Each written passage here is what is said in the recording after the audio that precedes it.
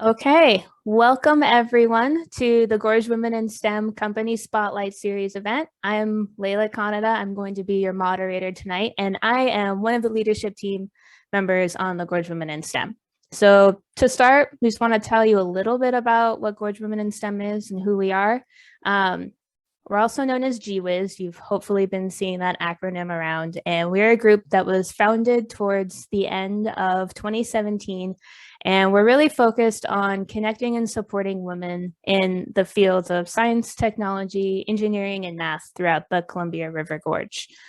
Coming out of COVID-19 and the whole pandemic, we're really focused on rebuilding our community and reminding women throughout the gorge that we're here to support them and help them thrive. And a big part of that effort, as you've hopefully seen, is expanding our online presence through Slack and social media.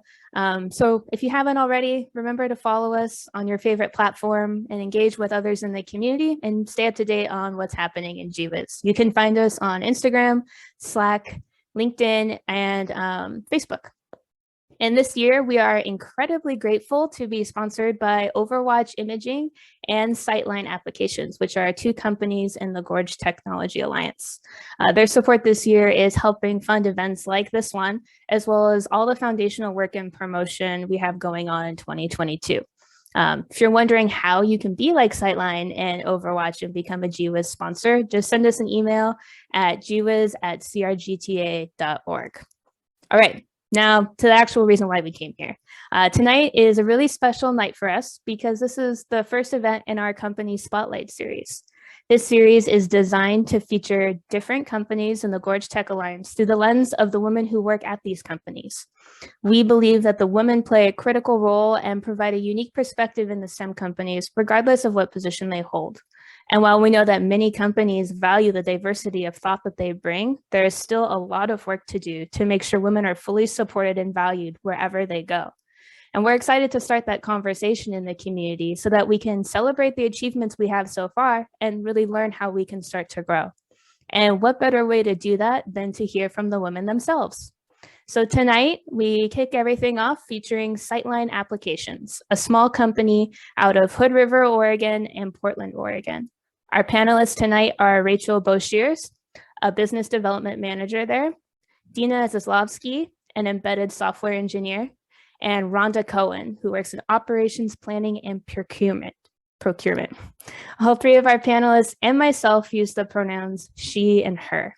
Thank you so much for being here with us tonight. So let's start out by just hearing from each of you about who you are. Tell us a little bit more about what your role at SightLine is, how long you've been at the company, and anything else you'd like to say. Rachel, why don't we start with you? Sure. Full disclosure, what company do you work for, Leila? Yes, I work for SightLine Applications as well. So I know our panelists tonight, but this will not always be the case. Cool. So I'm Rachel. I've been at SightLine for just over 6 years. I'm the BD manager, which means that I basically make sure that day-to-day sales stuff gets done, talking to customers, interfacing with the different groups. I talk a lot with Rhonda every day, and we work with the support group as well in engineering. I don't know. I feel like that's a good sum up. Perfect. How about Rhonda? Well, basically, I pick up where Rachel's team leaves off, and I support the fulfillment side of her demand creation, if you will. We do lots of planning internally. We outsource our manufacturing. We have consignment models. We have internal manufacturing. I don't actually oversee that part, but the inventory management and yeah, so that's pretty much what I do at SightLine. That's great. And Dina? Yeah, I'm Dina. I'm an embedded software engineer, and I've been at SightLine for a little over a year. And I've worked in a few different parts in the software, mostly in capture, so like working with the cameras, especially HDMI. I've also recently started working a lot on like the UI part, so more front end with our software. Yeah. Perfect. Thank you guys all again for being here and for volunteering your time tonight. Really quick, I'll pick on Rachel since she's more on the business development side. Can you tell us a little bit about SightLine? What does SightLine do? How do they contribute to the community? Sure, it feels a bit like preaching to the choir right now, but SightLine does onboard video processing. So we make software that runs on our hardware, and it's integrated into an advanced camera system that's typically in like an unmanned gimbal or a high-end border surveillance type of application. So we're just a component within that. So we talk to a lot of the other folks here in the Gorge. Perfect. And how would you say that SightLine fits into the overall picture that maybe we see as the Gorge doing drones or doing other types of industries? You say they're a component, so what does that really mean?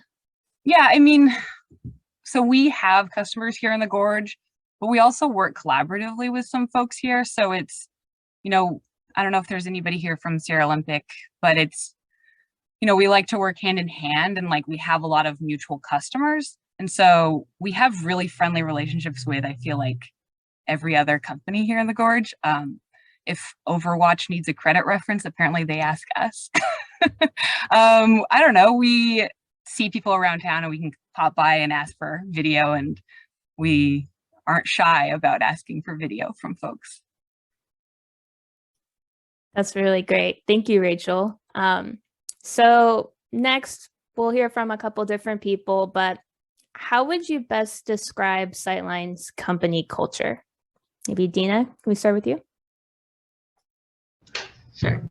Honestly, it's kind of like a startup, but not in like the stereotypical toxic way, in the way that like it's small and you like feel like you're important. Like you can talk to the CEO or the founders easily, and you just like you really feel like you're a huge role and you matter here. So I think that's kind of how I describe it. It's just like a team working together. Yeah, that's really one of the treasures of having a small company in general, but especially one like SightLine, is that you get that culture of being able to communicate and being able to work with small groups of people in those communities. Rhonda, how would you describe the company culture? Sorry, I had to unmute. I'd like to build on what Dina said, and that to me, the company culture is very inclusive, and it's very empowering in that I think leadership believes that they hired skilled, capable people, individuals to perform roles. And they're happy also to rely on maybe experience that might not exactly translate to the role that they're hired for. And so they're able to grow. We are able to, grow our roles and responsibilities. And you can't get that in a large company. Everything's very predefined, and you have your boundaries, and you have your career paths or what have you. But SightLine allows you to grow and flex at your own pace, and that's not something you see very often. Yeah, I definitely agree with that. Rachel, do you have any last minute to add to that? My only adder, because you guys really nailed it, it's, you're working with a lot of really smart people, but everybody has a really small ego. It's not, there's, not turf wars. Everybody's happy to work together. It's really collaborative, and they encourage, we have an environment that encourages that. Definitely. And that leads great into my next question. What are some of your favorite and least favorite parts about SightLine? Rachel, would you like to start with that one? Sure. My favorite part is that the people. I mean, I just work with such great people. Oh, thanks. It makes your job like 1,000 times easier if you like the people you work with. But I think it's also, building on that culture, it brings out the best in people if you're not kind of working against it, everyone's working together. The least favorite part was actually really hard to nail down. But I was like really thinking about it, and it came to we're kind of happy in our status quo sometimes, and we don't always think about how we can improve. And so having new perspectives in the room is always helpful because it gets that new set of eyes on a problem or a new way of thinking about something. So it's like little things that have changed in the last few years that have been great. But making sure we're not saying something that's or not considering something that down the line might not be ADA compliant. Don't get an office on a second floor because then that really limits your hiring. Little things like that, not considering all perspectives. Yeah, and I think that's a really good point. Almost all companies are easily falling into this trap of getting comfortable or fitting in with the status quo that, sometimes we have to really take a look back and say, oh, is there a reason we're in that status quo or not? Yeah. And I think that's a really, really important point. But the nice thing is, small egos. So it's like, hey, why don't we do this? And it's like, oh, good point. We should consider that. Exactly. Dina, how about you? Yeah. So my favorite thing I think is just the encouragement to learn. Whenever I ask a question, no one ever makes me feel dumb, which can be kind of hard to find sometimes in the tech world. So it's just really nice. I'll ask a question and sometimes I'm like, wow, that's something I learned my first year of coding and I forgot it, but no one ever makes me feel dumb when I ask a question. It always teaches me, which is really nice. My least favorite, and this could just be a COVID thing, but I think the lack of in-person events makes it kind of harder to be friends with some of the people you work with. And I think that could just be I did get hired during COVID and it's been COVID the whole time. So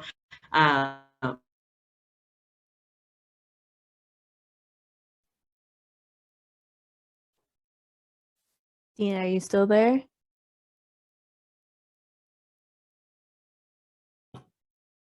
Okay, hopefully Dina comes back with us soon. But I think she did make a really great point of, one of the really hard parts about working for companies, not just at SightLine, but all over is, that shift to virtual. And that is a really, really big thing. And so, hopefully that's something. I know SightLine is hoping to get back to in person at some point, and hopefully that's something that will also really improve the company culture and help people get to know people better. Rhonda, do you want to go ahead? Well, actually, mine is kind of a segue off what you're saying, in that I really, I really embrace the virtual experience. I actually live in Mississippi. So when Dina's internet went out, I thought, ha, I'm not the only one with the internet, because I know for a fact she's in downtown Portland at the PSBA. So, but that's another thing that SightLine allowed, a few people who wanted to change their lifestyle, but not change where they worked. SightLine supports that. Maybe not for everybody, for every case. I mean, there are roles within the company that you have to be inside of the building to do. And we all support that, and we all thank those people. There are first responders, our frontline people, but that is something I really appreciated about SightLine, because I would have moved and I would have left. And I love working with these people. So for me, that's it. If there's something that is challenging, for me, I really had to think about this one too, Rachel. It's the access to data that I find annoying. So you could say it's the tools, the structure, the foundation. It's hard for us to to actually get our arms around information. And we have a lot of it. I mean, we're floating in it, but in order to, evaluate all of that information and turn it into things that we can use to make decisions, that's something that I think we need to really work on. Yeah, and when you say data, are you referring to like data in the technical sense, like when you're trying to do your job, or even just like, maybe data about internal culture or data about things like that maybe are more business side? All of it. All of the above. I mean, yeah, when you think about it, everything from, what features do we sell in our software, to what customer base are we using, to where are we actually finding our employees, and just all of it. There's a lot of data, and that's the one thing I wish we could get our hands around, is turning that into something that could, help us make better decisions. Yeah. And that's actually a really interesting point too, because, with smaller companies, trying to figure out how to organize all that data can be hard. But also like with a company like SightLine, like you guys have all said before, right? It's really, there's an open dialogue and there's not a lot of egos, and there's a lot of transparency because of that. So it's definitely not we don't want you to see the data, but more just like hey, we need to figure out a way to really maximize how we can access this, which is really an interesting thing to think about. That is really great. Thank you all. We'll go to the next one, and maybe we'll just have a couple people answer this one. But what are some of your favorite benefits that SightLine offers, or any specific benefits that you feel really support you as a woman at SightLine? Dina, since you're back, would you like to chat? Yeah, sorry about that. The Wi-Fi cut out. Yeah, I mean, they're good benefits. We have a good amount of PTO. We get to give feedback on what paid holidays we want every year. Did I get cut out again? You're back. Yeah. I think you said what I'm back. Okay. Yeah, you're back. Yeah, we left off with we what give paid feedback. holidays. Yeah, we got to give feedback. I know there's maternity leave stuff, but I don't know as much about it just because I've never had that. Yeah. Yeah, Rachel, do you have anything you want to add? Maybe like a favorite or something you want to spotlight? Yeah, we do have the paid parental leave, which is great. I mean, for both partners is great. Flexibility in the schedule. Like for me, it's nice because it's like, oh, I have to take my dog to the vet, but like if somebody had to pick up their kid from daycare, that's more of a female pointed one. For me personally, it was, some of the benefits are like being able to travel for work, which might be a con for some people, but that's definitely in the benefit column for me. Yeah. And then also just being open to hear feedback is a huge perk. Yeah, definitely. Okay, so the next question we have is, what's it like to be a woman at SightLine and in your particular role? Rhonda, do you want to start? Sure. So, I had to really think about this question because, and this is not just because I work remote, because I did work in the office for 3 years, and I've worked in my role for the last 25. So, but I guess the thing that I really noticed the most about SightLine is that I don't notice that I'm female. Like that, it's not a thing. We have a strong representation of females and males, and everybody. I don't. It's not a point of contention. And I have worked places where I did notice quite often that I was female, or maybe not recently, but that I was a younger female. And I think that's actually even more challenging in this day and age. But yeah, right now I don't notice anything different, so it's really hard for me to communicate that. So when you say you don't notice anything now, but you did before, were these more like things you noticed as interactions or policies or just anything in that nature? I never worked anywhere where there were any policies in writing, sort of thing. But I have worked places where you could tell. It's like, I'll tell you what, it's like living in the South. It's like living in Mississippi. If I'm standing next to my husband in Mississippi, the men are talking to my husband. That's just the way it is. It doesn't bother me. It doesn't upset me. I find it humorous. But in other places, certain managers, you can just feel it. Maybe you can't explain it to somebody who hasn't felt it before, but you can feel it. I don't feel any of that at SightLine, so I don't think about it. That's really great.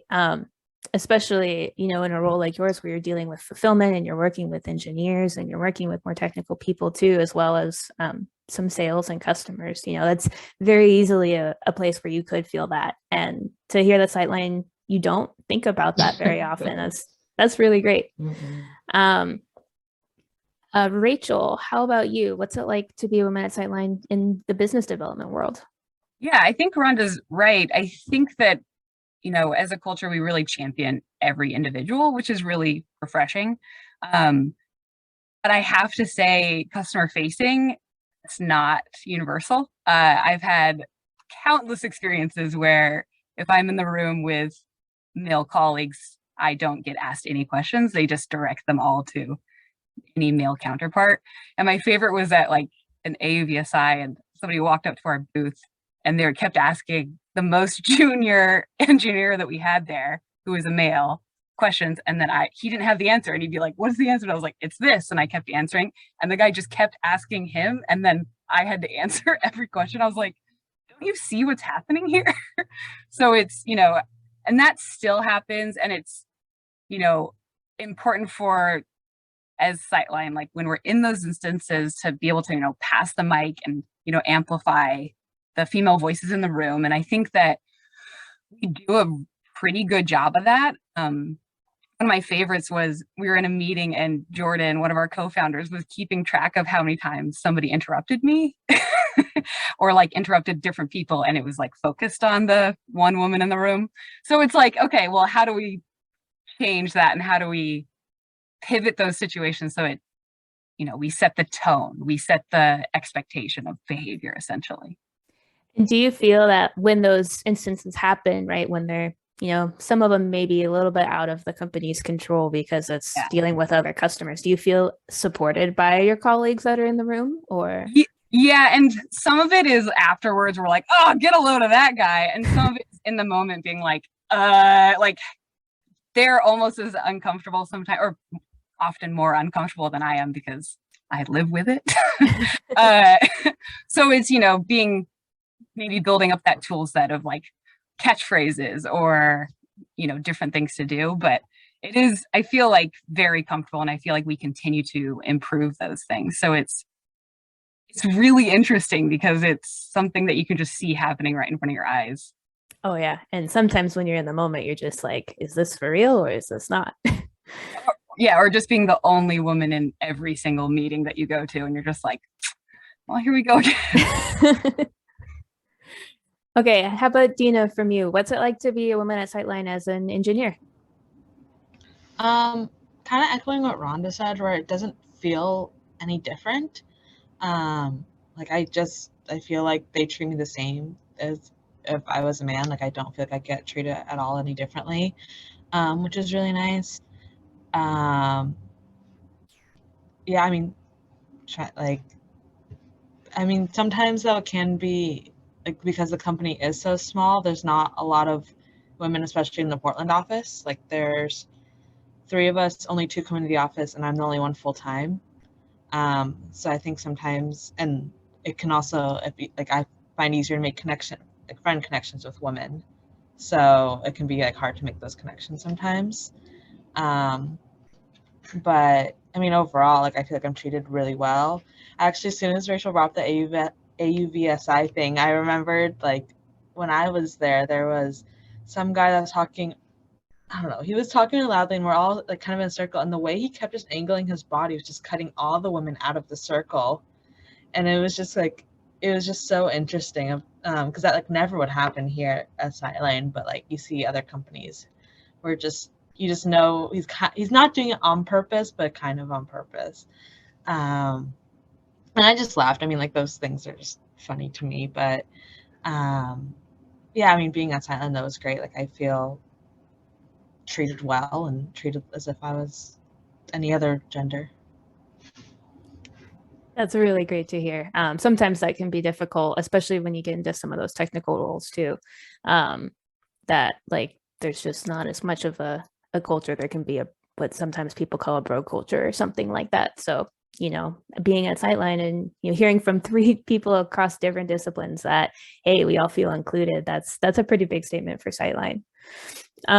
Okay, so you've talked about this, touched on this a little bit in some of your previous answer, but how would you say this company compares to other STEM companies where you've worked a similar job? We talked a little bit about culture, maybe how it compares, but what about things like workplace environment or benefits, compensation, day-to-day interactions, things like that? Rachel.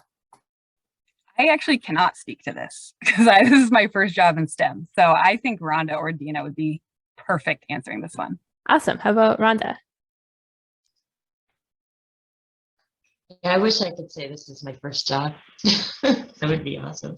Actually, I worked at some really, really large STEM companies like Microsoft, for example, or I've also worked in the electronics industry. I worked for companies that did manufacturing, just the whole spectrum.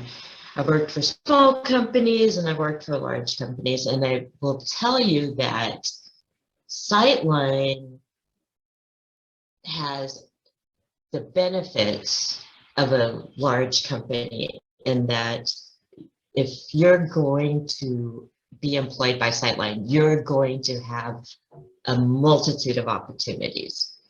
Just I can't even, there's, for example, I'll give you an example, and this doesn't have to do with me, but one of the people that we hired just last year to do one thing, I can guarantee you that that person will not be doing that one thing only within the next year. That person is going to, grow exponentially because SightLine is going to give her those opportunities. I know this because I see the personality and I see the opportunity path. And you don't always get that with the larger companies because they're so siloed. To get from one place to the next, I mean, sometimes you have to almost have an internal degree in the navigation of how to grow. That's one of the biggest things that I noticed with SightLine. Yeah, so to reiterate, essentially, one of SightLine's biggest benefits or biggest features compared to other STEM companies is really the ability to pivot and the ability to grow with the company as much as you are growing with your career.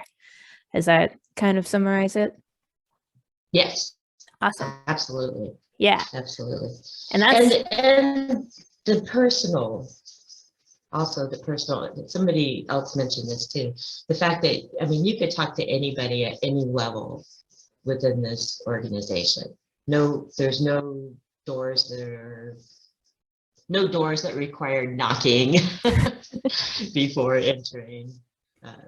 It's very level. Right? Yeah. Even those virtual doors. Yeah, exactly. Yeah. Dina, how about you? Do you have a previous STEM company that you can compare to? Yeah, I worked at another company before this, and they were a little bigger. So I think one difference was, more events and more younger people, including and therefore like more younger women, which was fun to become friends with. But in that company and an internship I had at like a really big company, those were two times where I did feel a slight change as a woman. I kind of want to touch on, but it's like at my last company, there was like an older guy who had made a couple comments, like my friend before, and not that weird, but just comments where like someone afterwards was like, "Hey, like that wasn't cool." Or there was a guy who was always nice to me, but I noticed he would never really talk to me like one-on-one, really, like not really, and we never really had to like work together, so it wasn't an issue. But I kind of, so once I got into a relationship, he would talk to me more, and so I think he felt that like he couldn't be friends with like a single woman, which was really interesting. And like maybe it was just a time and I misread it, but it just felt very like change. And so, which I thought was really interesting. And that the other big company, it was never like bad, but I just remember I dyed my hair and no one made any comments. And so I was like, okay, whatever. Like no one noticed, they're guys. And then I remember a guy told me that they'd been told never to like comment on like a woman's hair or anything like that. And it just like, it's interesting because it's supposed to like help, but it felt like I got, you feel different. It's like, oh, if like a guy dyed their hair, you could say something, but if a woman did, you couldn't. And it's not a big deal, but I just thought it was interesting that they like were literally told by HR, like you can't comment on a woman's hair or anything like that. So I just thought those were some interesting times that were like, and in both cases, like there were a lot of really nice people, but just like I haven't had either kind of experience here at all. And so it's just kind of different. Yeah. So was it more of that corporate, like, hey, being a woman means that it's easier for, me to feel like I am, getting treated in a way that I don't appreciate? Do you feel like the company was coming more from that perspective, and that's why they maybe say things like you aren't allowed to comment on X because we want to avoid a lawsuit, which then just makes you feel like there is this separation between men and women at the company? I think so. It's to like avoid any like lawsuits, but I think there is a way to do it of just being like, oh, like cool, you dyed your hair. A normal human. Yeah. Yeah. I like your sweater. You dyed your hair. Yeah, exactly. And so yeah, it does like, I think when you set such strict boundaries, it almost then makes me feel different and separated. Yeah. And that's like a really interesting thing that people tend to grapple with a lot too, especially as companies get bigger, is okay, well, I have to worry about getting sued now. So now I'm going to try to do all these things, and you lose the really valuable culture of like, hey, if, we all are just decent human beings, and we, try to treat each other with respect. Similar to like how some smaller companies can try to operate for a little while, then you have that more inclusive culture just built in, assuming you're hiring people that also foster that culture. Okay, so now we're going to kind of get into our theme for today, which was a company is learning about DEI, and DEI stands for diversity, equity, and inclusion. And so SightLine was chosen for today's theme and really fits into this role because over the last few years, they've slowly been incorporating change into policies and procedures around the workplace, while also learning and growing from employee experiences and knowledge. So as we've kind of heard in this rhetoric so far, there's a lot of two-way interaction. You can talk with anyone at the company. And so as, we see things and we notice things as a company, they hear them and they act on the ones that are really important to the people that work there. So what changes have you seen within SightLine that you think showcase SightLine as a company with growing efforts in diversity, equity, and inclusion? Or are there any maybe that you're particularly proud of? Dina, do you want to start with this? Sure. I know we've been hiring more women and definitely working towards, hiring even more diversity. I think some other changes we've done is like acknowledging more holidays. And I think that's really cool to like really expand and see what holidays we were looking at before and see if we still want to honor those, and then changing it to what we do want to honor. And I think, yeah, that's like a really big effort. And DEI, yeah, those are like two of the most I'm proud of. Yeah. So you've mentioned the holiday thing twice. So just to elaborate a little bit more, it's great. It's a great initiative that SightLine's doing. But maybe what are some examples of that showcase what we mean by redoing the holiday? Maybe are you switching things out for particular reasons? Yeah. Or? I think we took away Columbus Day for reasons that you could probably Google. And we acknowledge like Native American or Indigenous Peoples Day, which is the day after Thanksgiving. Native American and then Heritage we also Day. added Native, sorry. Yeah, it's okay. I thought I had it, and sorry. And then we also added Juneteenth, and we added Trans Day of Visibility. So I think it's just like a wide variety, which is really cool, and people and people's culture. Yeah. And do you think that, you as an employee at SightLine, how do you feel about the holidays being changed like that? Do you appreciate it, or do you see it as just, another policy changing? I think I appreciate it. Like I didn't even know Trans Day Visibility was a day until it showed up in my email that it's going to be acknowledged. I think a policy change like that, like I wouldn't get mad over. I think we could add to it and add like, an hour the day before, the day after to just like talk about it. Or like that, and like other holidays as well, I think would be really good. But yeah, as of like just acknowledging the holidays, I think it's good, and it really makes you like stop and think, be like, wow, this is such an important day.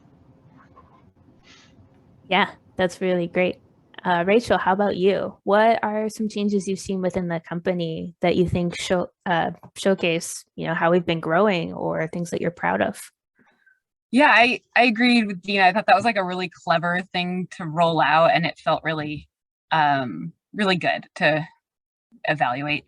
One thing that we've been working on and continue to work on every time we hire is how we write job descriptions. So like when I applied for my position, I was like, I don't think I'm gonna like this job, but I need to find something. Like it was written so poorly and I just like applied anyway. And then I came to the interview and I was like, oh, this is a very different job, and this is like much more interesting. And here I am 6 years later. And so something that we always do is like have, somebody else review it, checking for keywords that might have gender bias, and trying to make sure that we're really listing like the required, the job requirements versus nice to have, and splitting those out, because like women are less likely to apply for a job unless they're 100% qualified. And so it's like making sure that we're basically setting ourselves up to get a really good pool of applicants. And I think that continues to show and improve as we get better, great people applying and joining our company. Yeah, and that's a really important one too.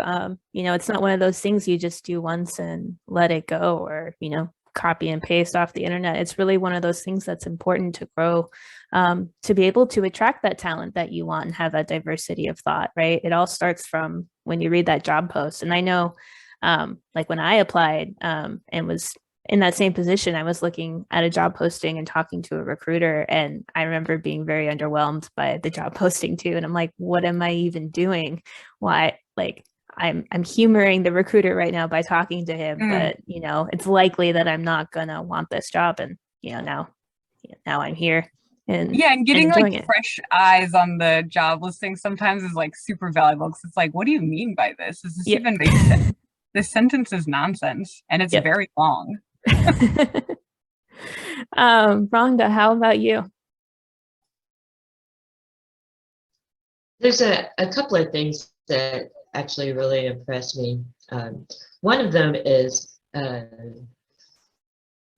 was it before COVID or right at COVID? Company-wide, our founders got together and decided that they wanted to implement inclusion, but how do you go about that? And the way they did it was by inviting as much feedback from all employees as the employees were willing to give. And, you know, that included volunteering to do some research and to learn about things, and then sharing that, those findings, and helping to craft some policies. I don't know exactly how many of those have made it all the way through to, say, you know, a handbook or something of that, but certainly crafting mindsets. And because it came from the top, but it wasn't done to the employees contributed, you know, as much as they wanted to. It felt very holistic, very organic and natural. It wasn't forced or contrived. Somebody didn't buy a, you know, how to implement DEI and then start rolling out the new processes. It was a, you know, a team effort to come up with. And I can't remember, but we must have had at one point 50 or 60 different disciplines that we were researching. I mean, we took it seriously, very seriously. And you can't attack every single one of those things at once, but people were picking and choosing which ones to attack and applying some resources to it. And so that's something I think that SightLine should be very proud of, is that they didn't just give it lip service. You know, they believed in it and allowed us to participate. That, I think, is the biggest thing. One thing, it's kind of a different perspective, but SightLine goes out every year, as my understanding, and actually does contracts an HR group and benchmarks the job descriptions and the what that is worth in the marketplace. And I know for a fact that when they do this, there's no, well, what do women make and then what do men make? And let's see if, you know, we should set that range so that, you know, if we get a woman, you know, we meet her minimum, but if we get a man, we meet his minimum. So I know that inclusiveness is rolled all the way to that. And that's a benefit that people at SightLine are gifted every year when it's, you know, time to look at merit increases. It's not just what your performance is and, you know, all of the things that you merit an increase. It's also what's the market bearing for what you're doing. So, you know, not everybody does that. Yeah, and that's a really special thing too, right? Is, you know, when you get, especially in bigger companies, when you start applying for jobs, right, you always feel like, okay, if I want to, you know, get the best salary here, I have to know my ranges, even though it's very hard to like know what those ranges are and almost kind of fight and justify why you deserve to be at the top of that range or deserve to be wherever to get your expectation, right? And then once you're there, like you said, if you get a raise, it's all merit-based, right? It's not about the market, and the market can change widely, even within a couple of years, or, you know, with inflation like we've seen in COVID, just the last year or two. And so, you know, and often if you're like, oh, okay, well, I want a pay raise, I want to be paid what I'm worth, so I'm going to jump ship and go work for somewhere else. I think that's a really valuable thing that you point out that SightLine does, is hey, we actually care about the people that are working here, right? And so we want to make sure we're paying them what they're worth. So we're going to check every year and adjust as necessary because, our employees are really important to us. And that also, resonated with your first point too. It's employees first, right? When we're doing all of these things and having these conversations, and that's what makes it special. And, especially with the employees there, but also trying to think forward, right? What employees do we want to come here too? And that's also something to think about, right? If you're maybe a company that's in a similar position to SightLine, maybe you're small and you're like, hey, I really want to start thinking about diversity, equity, and inclusion, but maybe I don't know where to start, or I don't even know if there's people in my company that are thinking about this or caring about it too much. Maybe this is an idea that you could take back with you, right? It's just start a dialogue with your company and be like, hey, who's interested in this? What ideas do you have? And how can we support you better? And start that conversation. That's a really great thing to do as a company that's learning, right? Is hear from the people that are there and understand what their problems are, right? If you give them the chance, they will likely tell you. Okay, so a little bit of just statistics to get a better idea of where you're sitting at SightLine. What would you estimate the current percentage of women or non-binary people are at SightLine compared to men? And how do you seeing your company maybe trying to improve this number or attract and retain that talent? Rachel? Yeah, so we have about 30% women at SightLine. So I think it's like 10 and there's 35 employees. And I think that it can be pretty easy to be like, well, we're doing good for the industry or we're doing good for whatever. But what I like is that I think, Jordan and Steve both top down have been saying, we want to be better than. We don't want to do it because we are told to do it. We want to do it because it's right. And you get a better product if you have a better team, essentially. So there's no formal incentive right now, I think, but it's in the front of everyone's mind when you're hiring, and it's how do we go about recruiting and that style. Yeah, and do you feel like, kind of touching on that, what do you how do we recruit and how do we keep that in the forefront of our conversation? Have you noticed any changes maybe since the company started thinking and learning more about diversity, equity, and inclusion that stand out for trying to attract that talent and, either find them here or bring them to the Gorge or bring them to Portland to help with that? What we found is that it's hard. So it's I've been here 6 years and I've been through hiring a lot of people just for my own team. And, and just in the Hood River office, anytime we're hiring, it's like a whole effort. And, we're constantly pivoting and trying out different ways. And we keep track of, the best applicants that we get, where do we find them? And you would be shocked at how many really good folks find us through the Gorge current classifieds. You wouldn't think that, but it's true. Yeah, so it's I don't have a perfect answer, and I think that that's kind of the best part, is that we know we're not experts, and so we keep trying to find new ways to do it, and leveraging our HR person and figure out how she can do additional research and see where we can grow and expand and where are the gaps, essentially. Yeah, I think that's all really great, right?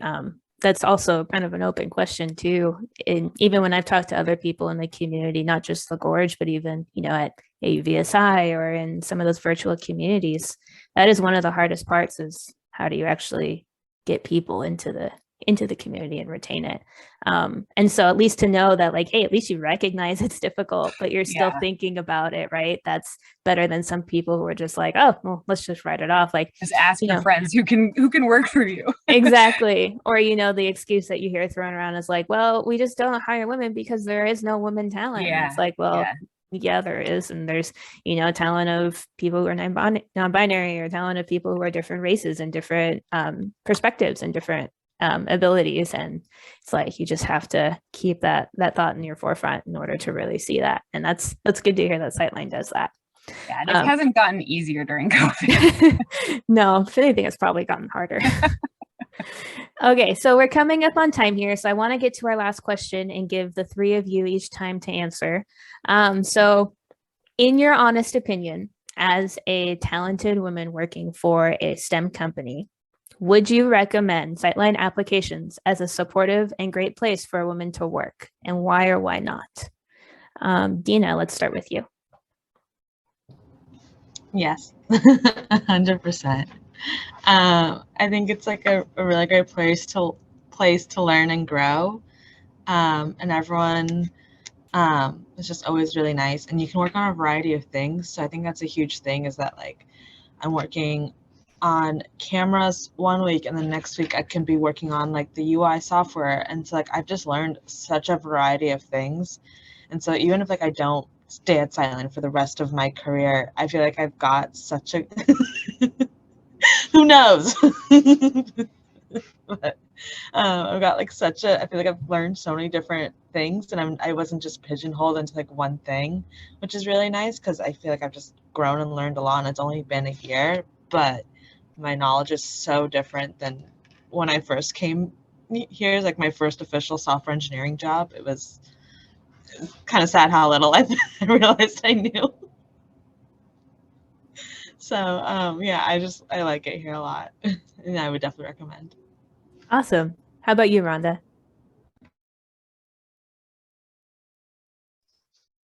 Like I said before, there's just so many opportunities at SightLine.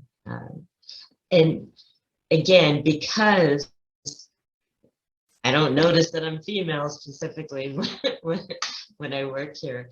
I mean, that's what everybody wants, right? We're just people that work, we're employees that work for a really great company that, you know, rewards us with as much opportunity as we want to take. Doesn't get much better than that. Couldn't agree more on Maybe that. owning your own company. Sorry. But then you just have more taxes to deal with. Rachel, how about you? Yeah, 10 out of 10 would recommend. You know, we've all said it over and over again, like it's just a fun place to work, that you get to do a lot of different things. I learn something new every single day. We kind of glazed over it, but you know, I get to work with some of the absolute smartest people I've ever met, and I never feel dumb asking questions. I mean, even when I hear Alex sigh on the other side of the line, I know that he's not making me feel dumb. But it is so much fun, and I absolutely love it. I feel valued. I have a voice. I feel taken care of. I think it's a really good place. I think this is also a little bit of confirmation bias. I don't know who's going to sign up for the panel and then not recommend their company. But yeah. Cool. Well, thank you guys, or ladies. I really appreciate you taking the time to share your experiences with the community for SightLine. And I just want to say thank you all to who came to support them and listen and learn. And hopefully you learned a lot about SightLine. Our next event in this series is going to be in April. We do this about every other month, so you'll find, you know, different Gorge Women in STEM events in between. But our next one will be with EDF Renewables in April, and the theme for that is going to be remote work. So learning from people who work in the Gorge for this company that's primarily remote. What's it like to be in a role like that? So we hope you join us then. And otherwise, our next event that we also hope you join us at is a speed networking event in March, and there will be more details to follow on that. So thank you very much for joining us. I hope you enjoyed the first of the Company Spotlight series for Gorge Women in STEM, and hope you see us again soon. Bye.